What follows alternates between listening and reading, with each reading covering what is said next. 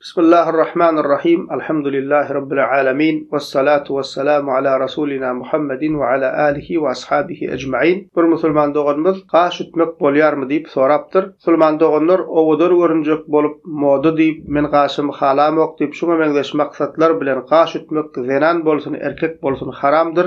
Eger wujudun awat bolsa, öz kelläňe görä men burnumy halamadym, dodogy halamok, gaşymy inçelçek diýip wujudun, bedenin agzalaryny öz kelläňe görä ütgetmäge hakyň ýok. Çünki bu beden musulman doganlar Allah Taala'nın bize beren amanatydyr. Allah Taala'nın yaradan zadyny öz kelläňe görä ütgetmek haramdyr. Diňe gaş adatdan daşary ösýän bolsa, mysal üçin gaşyň adaty şekli bellidir. Galynrakdyr, inçerekdir. Umumy gaş diýilende umuman şekli bellidir. Emma gaşyň içinden bir tüý çykyp uzap barýan bolsa, ýüzüňe gözüňe girip eziýet berýän bolsa, şu ýagdaýda adatdan daşary ösýän, eziýet berýän tüý almaga ruhsat berilýär. Emma ondan bärde owdunlyk üçin diýip, gaşymy halamok diýip, inçelçek diýip ütmek haramdyr. Buhari Müslim'de sahaba Abdullah bin Mesud radiyallahu anh şeýle diýär: "La'anallahu'l washimati vel mustawshimati ven namisati vel mutanammisati vel mutafallijati lil husni el mughayyirati halqallah."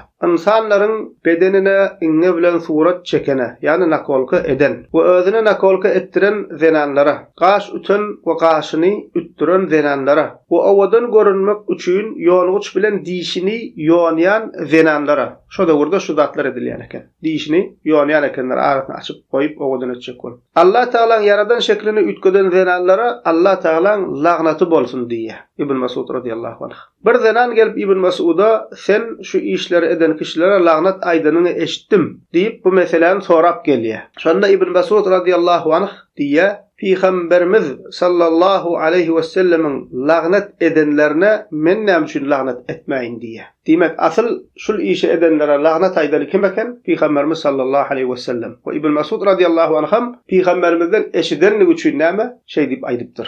Ve ulemalarımız diye musulman doganlar şu yerde geçen lagnat zenan erkek hemmesini öz içine alýar diye. Yani İbn Mesud'un sözünde esasy zenanlar aýdyldy, sebäbi şol döwürde şu işleri zenanlar edýän ekenler. Emma ulema diye tafawut etmeýär diye. Zenan erkek hemmesini öz içine alýar diýip aýdýar. We haram işe kömek eden kişi bilen haram işe eden kişi musulman doganlar den günakardyr. Gaş tutup beren bilen gaş ütdiren, nakolkoçy bilen nakolka etdiren iki tarafam den derejede günakardyr we şu zatlardan kazanç etmek haramdır.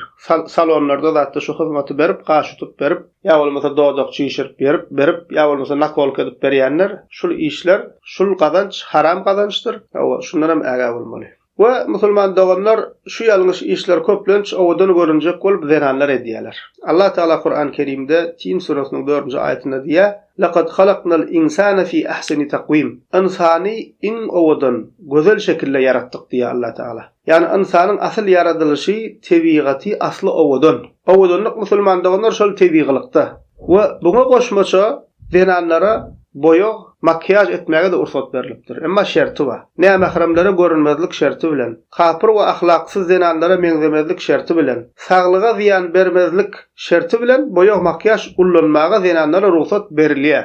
Owadan bolmak üçin, bezenmek üçin zenanlara şol halal ýollar ýeterlikdir. Emma o kail bolman, gaşyny tutup dodoňy çyşyryp bermek bu zatlar haramdyr we şeýseler owadan bolýan kam diýýärler. Emma owadan bolanoklar töwere gelse şolara gyzygyp moda diýip edilýän işler musulman doganlar. Käbirler şey diýip öz tebii gözelligini bozup goýupdyrlar. Dodok çyşyrlygy, gaş barmy ýokmy, boýokmy belli däl. Ýüzüniň boýogyny ýuwsa, boýogyň aşagyndan başga adam çykýar. Sypatyny ütgedip goýupdyr bedenjek diýip owadan boljak diýip. Yani Allah Taala'nın beren tebii gözelligini bozýar. Asıl tebii gözelligini ýitirýär, lagnata galýar, saglygyna ziýan berýär we birileri şu hili zenanlaryň üstünden pul gazanýar. Şonuň üçin musulman doganlar şol işlerden gaty äga bolalym, sultanam aýal doganlarymyz, zenan doganlarymyz şol işlerden gaty serasap bolalym we erkekler hem şol işi edýän jinsine, aýalyna, doganyna, umuman daşda uragyn dogan garna şu zatlara ruhsat bermeli däl, nesihat etmeli, düşündirmeli. Şu zatlardan el çekelim musulman doganlar, Peygamber sallallahu aleyhi ve sellemin näme lagnatyna galmalyň. Elhamdülillahi Rabbil alemin.